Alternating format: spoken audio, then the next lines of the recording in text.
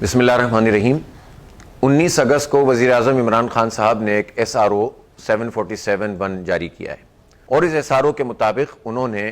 اب وفاقی ملازمتوں میں جو کوٹا سسٹم ہے اس میں لامتناہی توسیع کر دی ہے۔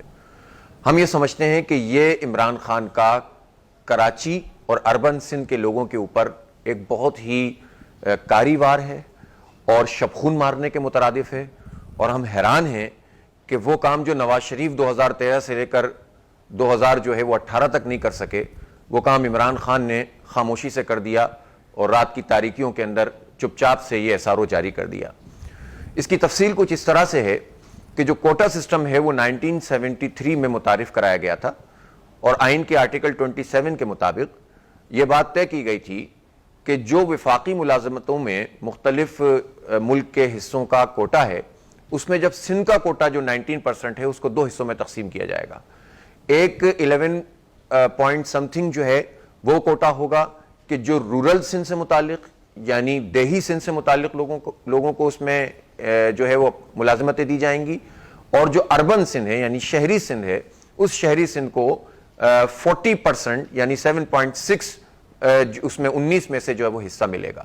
اس طرح 60-40 کا یہ ریشو بنا تھا، اور یہ بیس کیا تھا 1972 کی مردم شماری کے مطابق۔ 1972 کی مردم شماری میں یہ ریشو اسی طرح سے ہوتا تھا۔ اربن سندھ جو تھا یعنی شہری سندھ جو تھا وہ 40% ہوتی تھی اس کی آبادی، اور 60% آبادی دیہی سندھ کی ہوتی تھی۔ اس کے بعد سے کئی مردم شماریاں ہو گئیں، اور آخر میں جو 2017 میں مردم شماری ہوئی، جس پر ہمارے شدید تحفظات ہیں کہ کراچی کی آبادی صرف 1,49,00,000 اور 11 لاکھ ڈسٹرکٹ کونسل کی آبادی ملا کر 1,60,00,000 شو کی گئی ہے۔ ہم یہ سمجھتے ہیں کہ دنیا میں جتنے پیرامیٹرز موجود ہیں اور جتنے لوگوں کی ریسرچ موجود ہے اور ورلڈ بینک اور جتنے ادارے ہیں ان کی طرف سے جتنی بھی چیزیں سامنے آئی ہیں، اس کے مطابق 2.5 سے 3 کروڑ کراچی کی آبادی بنتی ہے۔ ابھی اس پر ہی بات چل رہی تھی کہ 5% بلاکس کو کھولا جائے گا اور ان کے اوپر دوبارہ سے جو مردم شماری ہوگی، اور اس میں ہی حکومتیں لیت و لال سے کام لے رہی تھیں کہ یہ ایٹم بم بھی عمران خان نے کراچی اور سندھ کے شہری لوگوں کے اوپر پھینک دیا کہ کوٹا سسٹم میں نے آپ سے کہا کہ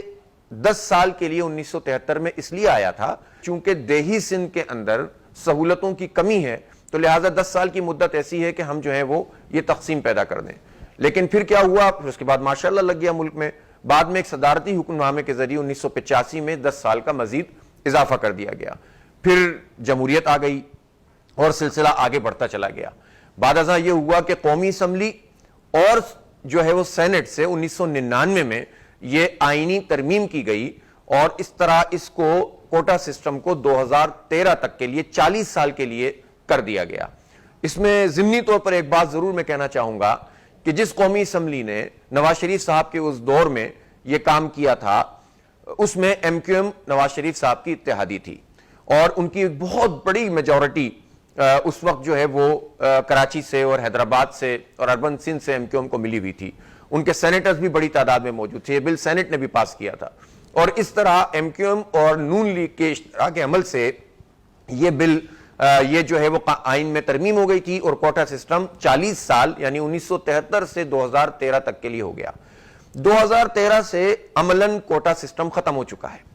لیکن اور بغیر کسی لیگل کور کے وفاقی ملازمتوں میں اس کوٹے کو اپلائی کیا جا رہا تھا۔ ابھی پچھلے دنوں جب کراچی پورٹ ٹرسٹ کی کچھ ویکنسیز آئیں اور اس میں یہ کام کیا گیا کہ کوٹے کے مطابق مختلف جگہوں کی لکھیا گیا کہ فلاں عہدے کے اوپر جو ہے وہ رورل سندھ سے اتنے لوگ چاہیے، پنجاب سے اتنے چاہیے، KP سے اتنے چاہیے، تو پتہ چلا کہ وہ 300 تقریباً 400 کے قریب جو ملازمتیں تھیں ان میں اربن سندھ کے لیے کوئی ملازمت نہیں تھی۔ اس کو ہم نے ٹیک اپ کیا، جماعت اسلامی نے اس پر بات کی، اس پر ہم نے اپنا میسج پورے پاکستان کے لوگوں کو اور خاص طور پر سندھ کے شہری علاقوں کے لوگوں کو دیا، تو اس سے ایک رد عمل پیدا ہوا اور پھر اس کو ہولڈ کر لیا گیا۔ لیکن اس سے بات اجاگر ہوئی کہ 2013 سے لے کر 2020 ہو گیا ہے، اور کوٹا سسٹم خلاف قانون اور خلاف آئین جو ہے وہ قائم رکھا گیا ہے، جو کہ آئین کے مطابق 2013 میں ختم ہو گیا تھا۔ آج جو کام کیا یعنی جو 19 اگست کو جو کام کیا ہے پرائم منسٹر عمران خان نے، انہوں نے تو حد ہی کر دی، اور انہوں نے ایسا SRO جاری کیا کہ جس میں جو سول سرونٹ رولز ہیں اپائنٹمنٹ کے اور ٹرانسفر کے اور پروموشنز کے، ان رولز میں ہی انہوں نے اس بات کی ترمیم کرنے کی کوشش کی ہے کہ وہ کوٹا سسٹم جس کے لیے آئین میں ترمیم بہت ضروری ہے 2/3 میجورٹی کے ساتھ، اس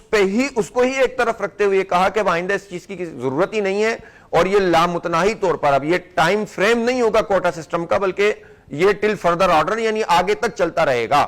تو گویا پی ٹی آئی نے، پاکستان تحریک انصاف نے کراچی سے اتنا بڑا مینڈیٹ لیا، 14 قومی اسمبلی کی ان کی سیٹیں ہیں، 30 لوگ ان کے صوبائی اسمبلی کے اندر بیٹھتے ہیں، اور ان کے وزیر ہیں، ان کے گورنر کراچی سے ہیں، صدر مملکت کراچی سے ہیں، اور یہ کراچی کی اتنی بات کرتے ہیں کہ کراچی کے حالات اگر خراب ہیں تو وفاق یہ کرے گا اور وفاق وہ کرے گا۔ ابھی تو ہم یہ بات نہیں کہہ رہے کہ 650 ارب روپے کے ترقیاتی بجٹ میں سے آپ نے اتنے پیسے بھی نہیں رکھے ہیں جتنے آپ سالانہ کے الیکٹرک کے منافع میں شرکت سے وفاقی حکومت ہم سے لے لیتی ہے کراچی کے لوگوں سے، وہ بھی ایسے بھی نہیں رکھے ہیں۔ لیکن کراچی کی بات کرنے والوں نے کراچی کے نوجوانوں کے اوپر شب خون مارا ہے۔ یہ کہتے ہیں کہ ہم ملازمتیں دیں گے، لیکن جو وفاقی ملازمتیں براہ راست پی ٹی آئی کی حکومت کے پاس ہیں، اور اس میں جو اربن سندھ کا معاملہ ہے اس پر انہوں نے شب خون مارتے ہوئے کوٹا سسٹم کی مدت نہ صرف یہ کہ بڑھائی ہے بلکہ لامتناہی کرنے کی کوشش کی ہے۔ تیسری بات اس میں یہ ہے کہ جو ریشو انہوں نے طے کیا ہے 40 اور 60 کا، وہ ریشو اب تبدیل ہو چکا ہے۔ 2017 کی مردم شماری میں سندھ اربن کی آبادی 52% ہے اور سندھ رورل کی آبادی 48% ہے، 48% ہے۔ اس کا مطلب یہ ہے کہ اگر کوٹا ہونا بھی ہوتا تو آبادی کی اس شرح کے مطابق ہونا چاہیے تھا، لیکن انہوں نے تو اس کو بھی خاطر میں نہیں لائے ہیں، اور لامتناہی وہی کوٹا متعین کر دیا ہے جو 1972 کی مردم شماری کے مطابق ہے۔ یہ کام تو پیپلز پارٹی بھی نہیں کر پا رہی تھی۔ ہمیں معلوم ہے کہ ایک مرتبہ پھر یہ اٹیمپٹ کی گئی تھی 2018 میں، جب رضا ربانی صاحب نے پرائیویٹ بل کی صورت میں یہ امینڈمنٹ جمع کرانے کی کوشش کی، اور سینٹ کی کمیٹی کے سپرد یہ معاملہ ہوا کہ آئین کی آرٹیکل 27 میں امینڈمنٹ کی جائے، یعنی کوٹا سسٹم میں مزید 20 سال کا اضافہ کیا جائے۔ لیکن جو سینٹ کی کمیٹی تھی اس نے رضا ربانی صاحب کی اس کوشش کو مسترد کر دیا تھا، ریجیکٹ کر دیا تھا، اور معاملہ وہیں پر ختم ہونے لگا تھا۔ لیکن عمران خان نے تو اس سے بھی 10 قدم آگے بڑھاتے ہوئے کراچی کے نوجوانوں کے اوپر یہ کاری وار کیا ہے۔ ہم یہ سوال کرنا چاہتے ہیں عمران خان صاحب سے کہ آپ ملازمتوں اور کراچی کی بات کرتے ہیں، لیکن کراچی کے نوجوان جن کو ویسے ہی صوبائی سطح پر بھی زیادتیوں کا جو ہے وہ نشانہ یہ بنایا گیا ہے کہ 2 لاکھ کی تعداد میں جعلی ڈومیسائل کراچی کے بنے ہیں، ہمارے نوجوانوں کو